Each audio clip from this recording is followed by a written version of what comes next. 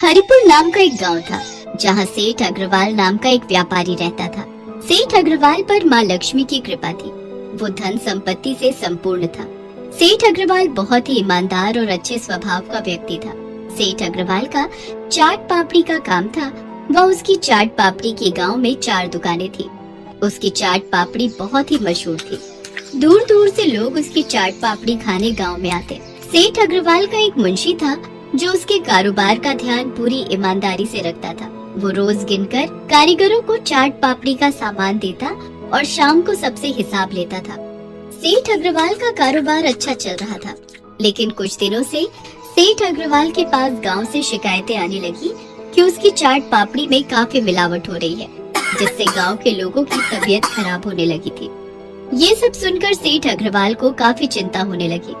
एक दिन सेठ अग्रवाल ने मुंशी को बुलाया। अरे मुंशी, आजकल लोगों से बहुत शिकायतें आ रही हैं कि हमारी चाट पापड़ी में कोई मिलावट करके बेच रहा है और उसे खाकर लोगों की तबीयत खराब हो रही है।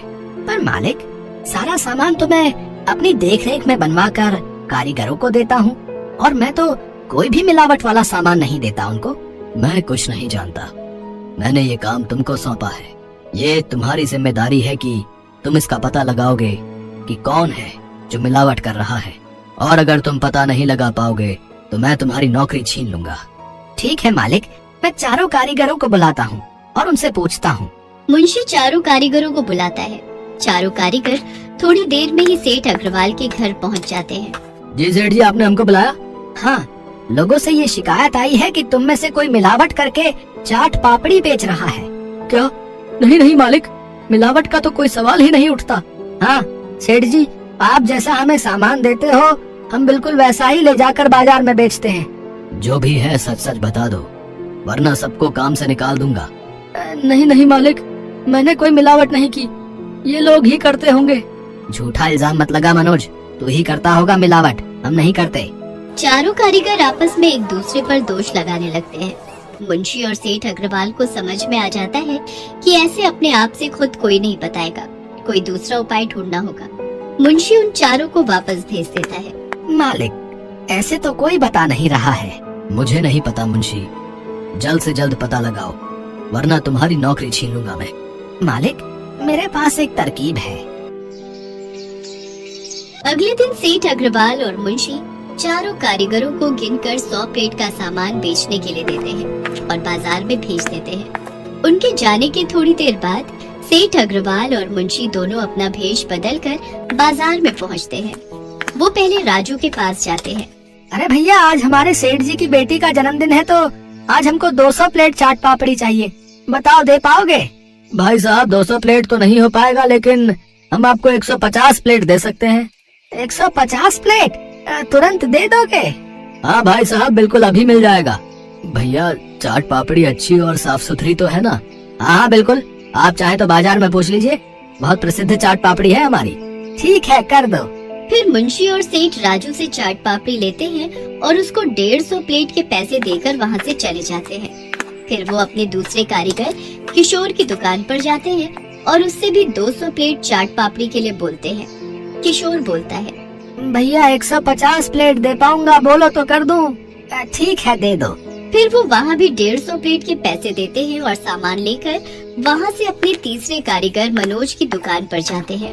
भैया, आज हमारे सेठ जी की बेटी का जन्मदिन है तो आज हमको 200 प्लेट चाट पापड़ी चाहिए, बताओ दे पाओगे? अरे भैया, 200 क्या, 250 प्लेट भी मिल जाएगा। नहीं नहीं भाई साहब, 200 प्लेट ही दे दो आप। फिर वो वहाँ से भी चाट पापड़ी लेकर अपने आखिरी कारीगर मुरली के पास जाते हैं और उससे भी 200 प्लेट की मांग करते हैं। तब मुरली बोलता है, नहीं भैया, 200 प्लेट तो नहीं होगा, 100 प्लेट दे पाऊंगा। आज 100 प्लेट तक का ही सामान मिला है। ठीक है, आप इतना ही दे दो। सेठ अग्रवाल और मुंशी अपनी सारी दुकानों से सारा सामान खरीद कर घर जाने लगते हैं। मुंशी, ये तुमने कौन सा खेल खेला है, मुझे समझ नहीं आया। मालिक, समझना बहुत आसान है। आज हमने 100 प्लेट का सामान कारीगरों को दिया था, मतलब सब कारीगरों के पास 100 प्लेट तक का ही सामान था, लेकिन उन्होंने हमें 600 प्लेट का सामान बेचा है। किसी ने 150 प्लेट हमको बेचा तो किसी ने 200 प्लेट, मतलब जिसने 100 प्लेट से ज्यादा हमको बेचा उन सब ने मिलावट की है और सामान को अधिक बढ़ाया है, समझे? अरे वाह मुंशी, तुमने तो बड़ी आसानी से और सूझबूझ से पता लगा लिया कि कौन कितना मिलावट कर रहा है। अरे मालिक, अभी तो असली लालची कौन है ये तो घर जाकर पता चलेगा। फिर वो दोनों घर जाते हैं। उनके घर पहुंचते ही सारे कारीगर भी सेठ अग्रवाल को हिसाब देने पहुंच जाते हैं। मालिक, ये लीजिए आज के पैसे। ये मेरे पैसे आज के। मालिक, ये मेरे आज के पैसे। मालिक, ये लीजिए आज के पैसे। आज एक सेठ आया था कोई, उन्होंने एक साथ ही सारी चाट पापड़ी खरीद ली। ये तो 400 प्लेट के ही पैसे हैं। हाँ, तो आपने सबको 100 प्लेट का ही तो सामान दिया था। हाँ, लेकिन तुम लोगों ने 600 प्लेट बेचा है ना। 150 प्लेट राजू ने, 150 किशोर ने, और मनोज तुमने तो 200 प्लेट बेचे हैं। ज्यादा चौंको मत, हमने ही भेष बदल कर तुम सबसे सामान खरीदा था। तुम लोगों का झूठ पकड़ा गया है। तुम्हारे लालच की वजह से कितने लोगों की तबीयत खराब हुई है तुम लोगों को पता है। और उसके बाद तुम लोग पैसों में भी झूठ बोल रहे हो। बस एक ही इंसान है जिसने ईमानदारी से अपना काम किया है, वो है मुरली। धन्यवाद मालिक। मुरली, तुम आज से दुकान पर नहीं जाओगे, बल्कि सारी दुकानों की देखरेख करोगे। और तुम तीनों, तुमको तुम्हारे लालच की सजा पुलिस देगी। ये सुनते ही तीनों कारीगर अपनी गलती की माफी मांगने लगते हैं, पर सेठ उनकी एक नहीं सुनता। फिर मुंशी उन तीनों लालची कारीगरों को पुलिस के हवाले कर देता है, जिससे उनको उनके लालच का फल मिल जाता है और मुरली को उसकी ईमानदारी से खुश होकर उसका ओहदा बढ़ा दिया जाता है। इस कहानी से हमें ये सीख मिलती है कि हमको कभी भी लालच नहीं करना चाहिए और ईमानदारी से अपना काम करते रहना चाहिए, क्योंकि लालच का परिणाम बुरा होता है।